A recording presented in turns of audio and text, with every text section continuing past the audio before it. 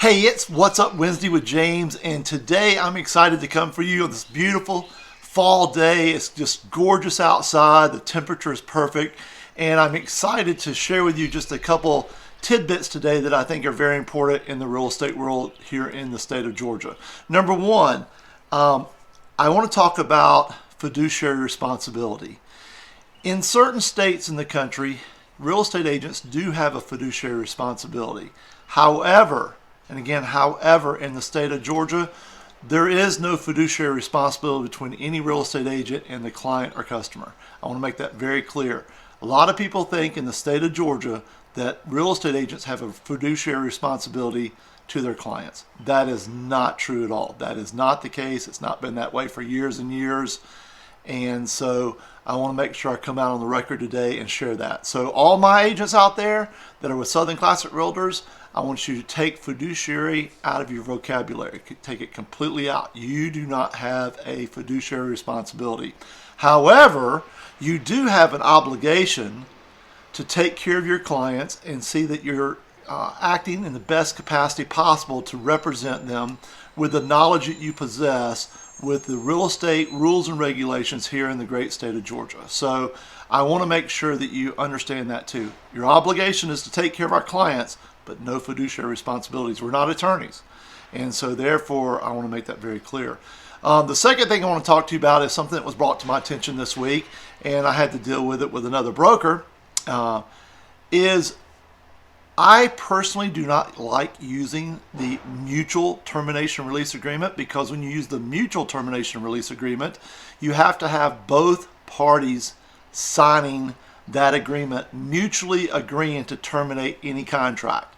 Well, in our GAR forms, the Georgia Association of Realtors forms, we have a unilateral termination release. And I much prefer using that over a mutual. Here's why. With the mutual, you have to have both parties sign it. With the unilateral, either party can terminate the contract.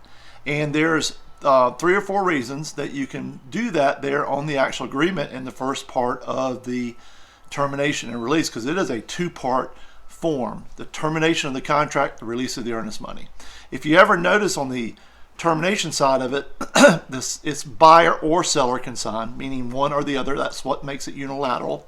And on the release part of the earnest money, which is a separate topic, that is buyer and seller. And so if a buyer and seller agree to release the money back to the buyer or to the seller, and both parties agree that, then the holder of the earnest money can do that. However, if there is a dispute, then of course the holder of the earnest money has to interpret the contract and make a decision, and then send out a 10-day letter explaining who he feels or she feels that is entitled to the earnest money, and give the other party the opportunity to rebuttal that. So when you use a mutual termination, some people say, well, that potentially could be a notice. In my opinion, and several other brokers that I've discussed this with, we don't feel like that's a notice. You can't have a mutual termination agreement if both parties don't sign it. Just like you can't have an amendment if both parties don't sign it. You can't have a purchase and sales contract. You may have an offer, but until both parties sign that, then you have a contract. And you can't have a contract unless you have both parties. So just like in the mutual termination agreement, you got to have both parties to sign off. And if you don't have a terminated contract.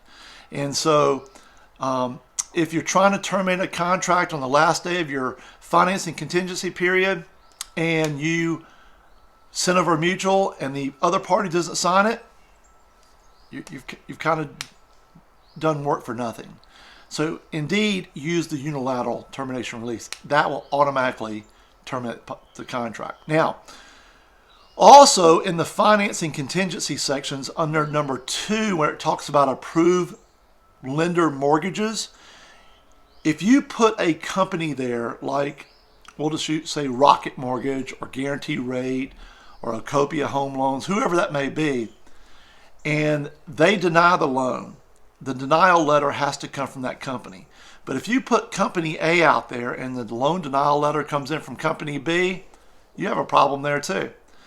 So that's probably the only spot in any contract that I would recommend, if you're going to leave something blank, to leave it blank, because if you read in there, you can use any Georgia institutional mortgage company to help a buyer secure a loan.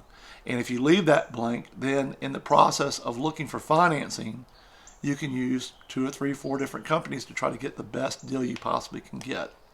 But just keep those thoughts in mind. I hope this has been very beneficial to you today on What's Up Wednesday. I appreciate you guys. Go out and make today great. And if I could ever be of assistance, don't ever hesitate to reach out to me. All right, everybody, enjoy your week. Thanks again. I love doing this, and I hope you find it to be of great value. Take care, and until next week, I'll see you soon. Bye-bye.